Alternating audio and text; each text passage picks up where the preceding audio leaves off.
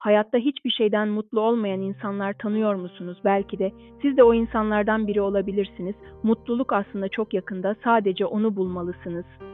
Bir hikaye aslında bir metafor anlatılır. Yunan tanrıları mutluluk değerli olsun diye onu saklamaya karar vermişler. Biri denizin dibine, biri dağın tepesine, biri yerin dibine saklayalım demiş. Sonra hep birlikte insanın asla bakmayacağı bir yere saklamışlar. O zamandan beri insan hep mutluluğu ararmış. Nereye sakladıklarını eminim ki biliyorsunuz, ancak ben yine de az sonra paylaşacağım. Hiçbir neden yokken kendinizi modunuz düşük, enerjiniz yerlerdeymiş gibi hissettiğiniz oluyor mu? Ya da belki etrafınızda ne yapsa ne etse bir türlü o mutluluk frekansını yakalayamayan birileri var. Bazen mutsuzluk bir seçimden çok, farkında bile olmadan sürekli yaptığımız bazı hareketlerin, alışkanlıkların bir sonucudur. İşte bu videoda mutsuzluğu adeta bir alışkanlığa çevirmiş insanların en sık yaptığı 5 ortak hataya yakından bakacağız. Ama durun, kimseyi yargılamıyoruz. Amacımız tamamen farkına varmak ve belki bir şeyleri değiştirebilmek. Bakalım bu maddelerden herhangi biri size de "Aa, bu ben" dedirtecek mi? Siz ne düşünürsünüz bilmiyorum ama ben 5. maddenin özellikle tetikleyici ve mutsuzluğa giden yolun ilk adımı olduğunu düşünüyorum. Madde 1: şikayet etme maratonu. Mutsuz insanların şampiyon olduğu bir spor varsa o da sürekli şikayet etmektir. Bu kişiler için hava bile asla tam olması gerektiği gibi değildir. Ya yakar ya dondurur. Yemek ya tuzsuz kalmıştır ya da tuzdan yenmiyordur. Trafikse zaten her zaman ayrı bir destan konusudur. Odaklandıkları tek şey bir durumdaki iyi veya idare eder yanlar değil, her zaman ve her koşulda o ufacık pürüzdür. Bu artık bir memnuniyetsizlikten çıkıp beyni direkt negatife programlayan bir düşünce tarzına dönüşür. Bu da kişiyi sürekli bir kader kurbanı rolüne sokar. Çözüme değil, sorunun kendisine o kadar çok odaklanırlar ki hem kendi enerjilerini sömürürler hem de etraflarındakileri zorlarlar. Unutmayın, neden şikayet ederseniz hayatınıza onu daha çok çekersiniz. Bu döngüyü kırmak atılacak ilk ve en önemli adımdır. Bugüne kadar şikayet ederek neyi değiştirebildiğinizi bir düşünün. Şikayet etmek, negatifi çekmek dışında size ne kazandırdı? Madde 2: kendi ıssız adanı yaratmak. Geldik ikinci kritik maddeye: sosyal geri çekilme. Mutsuz insanlar zamanla kendilerini adeta bir kozanın içine hapsedip sosyal hayattan uzaklaşırlar. Arkadaş buluşmaları sonra bakarıza döner, aile ziyaretleri olabildiğince kısa tutulur ve gelen davetlere hep bir bahane bulunur. Başta yalnız kalmak daha rahat ve huzurlu gelebilir. Ama olay şu ki bizler sosyal canlılarız. Uzun süre yalnız takılmak o mutsuzluk hissini daha da dibe çekebilir. Bu tam bir kısır döngü, değil mi? Mutsuzsun diye insanlardan kaçarsın ama kaçtıkça daha da yalnız ve mutsuz olabilirsin. Sosyal bağlar koptukça kendini daha da yalnız ve anlaşılmamış hissedebilirsin. Halbuki mutluluğun en güzel anları genelde o paylaşılan kahkahalarda ve kurulan samimi bağlarda saklıdır. Elbette kiminle bağ kurup zaman geçirdiğin çok önemli. Seni sürekli şikayet ve dedikodularıyla negatif yükleyen insanlarla görüşeceğine ömür boyu yalnız da kalabilirsin. Hangisinin seni daha olumsuz etkilediğini bir dahaki sefere fark edip değerlendirebilirsin. Madde 3: geçmişe takılıp kalma sendromu. Mutsuz insanların zihni şimdiki zamanda değil, geçmişin tozlu sayfalarında gezinmeyi sever. Sürekli eski hatalar, keşkeler, hayal kırıklıkları beyinlerinde döner durur. O gün neden öyle dedim ki, bunlar niye hep benim başıma geliyor gibi sorular favorileridir. Bu da bir kurban psikolojisi yaratma durumudur. Bunu sürekli dikiz aynasına bakarak araba kullanmaya benzetebiliriz. Kaza yapmak garanti olur, öyle değil mi? Çünkü önünüzdeki yolu, yani bugünü ve geleceği tamamen kaçırırsınız. Geçmişi değiştirmek gibi bir süper gücümüz ne yazık ki yok.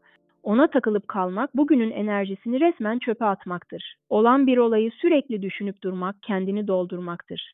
Dahası o olayı her hatırladığınızda ve her anlatışınızda yorum katarak aslında yaşanan olaydan farklı bir olay haline getiriyorsunuz. Nasıl yani diye düşünüyor olabilirsin, bu başka bir sohbetimizin konusu olsun. Artık önümüze bakma, bugünümüze odaklanma zamanı.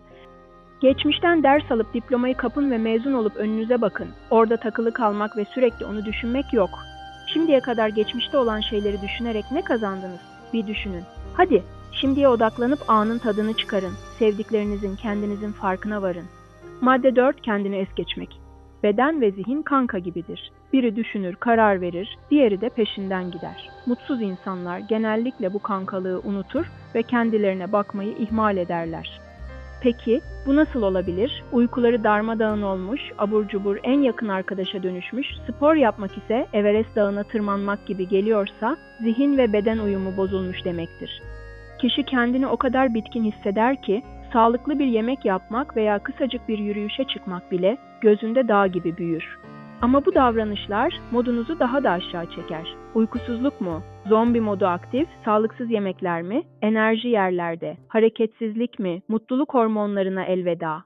Kendine iyi bakmak, kendine değerliyim demenin en basit yoludur. Kendine değer vermeyen birinin hayattan keyif alması pek de kolay değildir.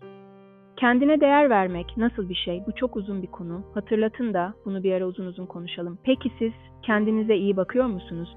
Madde 5, felaket tellallığı yapmak. Ve son maddemiz, aslında diğer dördünün de temelini atan o meşhur alışkanlık sürekli en kötüsünü düşünmek.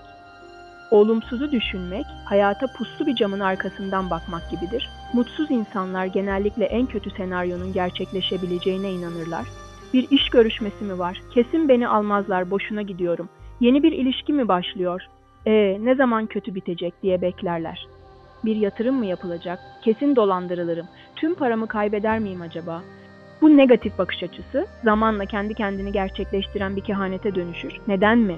Çünkü o kadar kötüye odaklanırsınız ki davranışlarınız da bu beklentiyi doğrular ve sonunda ben dememiş miydim, ben zaten biliyordum derken bulursunuz kendinizi. İşte bu düşünceleri yakalayıp onlara hadi oradan demek, zihinsel sağlığa giden en havalı yollardan biridir. Elbette negatif sonuçlanacak birçok şey olacaktır hayatınızda, ancak hayatın geneline baktığınızda kaç yaşında olursanız olun, bu yaşınıza kadar pozitif sonuçlanmış şeyler çok daha fazladır. Düşünsenize, her adımda düşme olasılığınız var. Düşmeden kaç milyon adım attınız, öyle değil mi?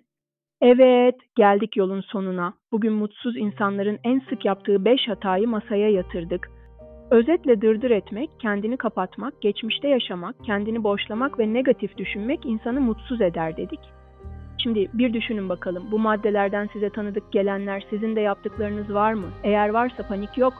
Davranış ve kişilik farklı şeylerdir. Unutmayın, bunlar sizin karakteriniz değil, sadece zamanla öğrenilmiş alışkanlıklarınız. Ve her alışkanlık gibi farkındalık ve çabayla kesinlikle değiştirilebilirler. İlk adım bu durumu fark etmekti ve siz şu an tam olarak bunu yaptınız. Bundan sonraki adımda bu davranışları değiştirmek için neler yapabileceğinizi araştırabilirsiniz veya paylaşacağımız videoları takip edip hayatınıza uygulayabilirsiniz. Yunan tanrılarına geri dönecek olursak mutluluğu insanın içine saklamışlar. İnsana en yakın ama hiç bakmadığı yere, temel ihtiyaçlar tamamsa yola devam modunda çalışıyor insanlar. Bu metafor aslında kendimize ne kadar az baktığımızı ve mutluluğu başkalarında veya başka şeylerde aradığımızı anlatıyor ve bence haklılık payı çok yüksek. Videoyu faydalı bulduysanız beğen butonuna basmayı ve böyle içerikler için kanalımıza abone olmayı unutmayın. Sizin bu konudaki fikirleriniz neler? Aynen bende de var dedikleriniz hangileri? Belki de aramızda bu döngüyü daha önce kırmayı başaranlar vardı. Sırlarınızı veya çözüm yollarınızı yorumlarda bizimle paylaşarak başkalarına ilham olmak istemez misiniz? Unutmayın, paylaşmak iyileştirir. Kimse siz izin vermezseniz sizi mutlu veya mutsuz edemez. Bu da bir başka tartışma konusu olacak aslında. Kendinize çok iyi bakın. Bir sonraki videoda görüşmek üzere.